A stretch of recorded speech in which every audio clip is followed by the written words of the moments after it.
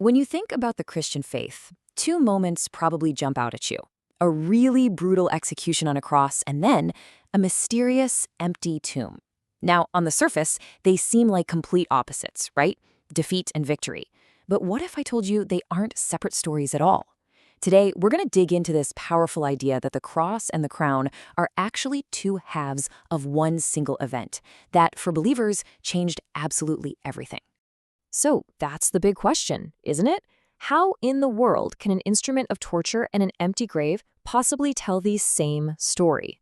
Well, to get to the bottom of that, we first have to understand the huge problem that this whole story claims to solve. Okay, so first things first, we have to look at the problem. From a Christian perspective, the world is in a state of bondage. The entire narrative of the cross and resurrection is built on this fundamental idea of a broken relationship between people and God. And look, without this piece of the puzzle, the crucifixion isn't some divine act. It's just a terrible, pointless tragedy. And that brings us to this big theological word, atonement. It might sound a little academic, but all it really means is the process of repairing that broken relationship. You know, if redemption is the destination, atonement is the road that gets you there. It's the how behind the whole thing. And this is where you really start to see the scale of the problem. Theologically, it's often talked about as an infinite debt. The thinking goes like this. If you commit an offense against a being who is infinitely good and perfect, well, that creates a debt so massive that we, as finite, imperfect humans, could never, ever hope to repay it. It's an impossible situation. And it's this huge problem that sets the stage for a divine solution. Which brings us right to the first part of that solution, the cross. Now, this is so much more than just a story about punishment. In Christian thought, the cross is seen as a divine confrontation, a deliberate choice to go right to the heart of the problem and engage with the very forces holding the world captive. You know, Reverend Gardner C. Taylor put this so beautifully. He said the cross speaks clearer than any words. It's not a statement made with language, but with an incredible act of self-giving love, one that communicates both immense pain and an even more immense love. So, and this is really the key point, the crucifixion isn't viewed as some historical accident or just the tragic death of a good person. No, it's framed as an intentional, willing act. It's a divine strategy to meet the powers of sin and death right on their own turf and take them head on. One of the oldest ways Christians try to explain this is through a theory with a pretty cool name, Christus Victor, which just means Christ the Victor. It kind of lays things out like a cosmic battle plan. First, humanity is trapped by sin and death. Second, Christ takes them on directly at the cross. Third, he wins the definitive victory by rising from the dead. And fourth, humanity is set free. So in this view, the cross isn't a payment, it's the battlefield. But of course, a battle isn't really won until victory is declared. And that declaration of victory, that is the empty tomb. This is not just a happy ending tacked onto a sad story. Theologically, it is the absolute climax. It's the moment that gives the crucifixion its entire meaning.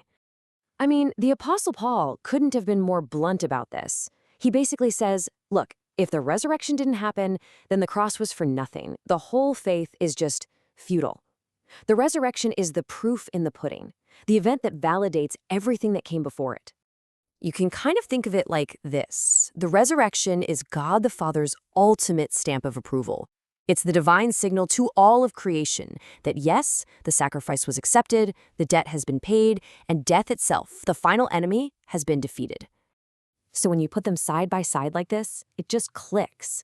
They really are two sides of the same coin. The crucifixion confronts sin and pays the debt. The resurrection declares victory and gets the divine endorsement. One pays the price, the other starts something brand new. They are completely inseparable parts of one single powerful story. All right, so we've seen the problem and we've seen the two-part solution. But what's the end game here? What's the ultimate result of this single event? Well, the claim is that it's about way more than just wiping a slate clean. It's about launching something totally new. The ultimate goal here isn't just to fix what was broken. It's to start a new creation. It's about moving from a world that's barren and broken to one that is living and flourishing. This is the heart of it, the idea that God's project of renewing the entire cosmos kicks off right here at the empty tomb. And this new creation is said to offer a whole new way of being human, a life that's driven by love, not by the fear of death. It creates this pattern of dying to our old selves to rise to new life. It even says that suffering can have redemptive meaning. And it's all built on this crazy, radical hope that the world is, right now, being made new. And at the end of the day, this is the invitation of Christianity. It's not just about believing that some stuff happened 2,000 years ago. It's about actually participating in this pattern, this cycle of dying to our old ways and rising to a new life over and over again in our own lives.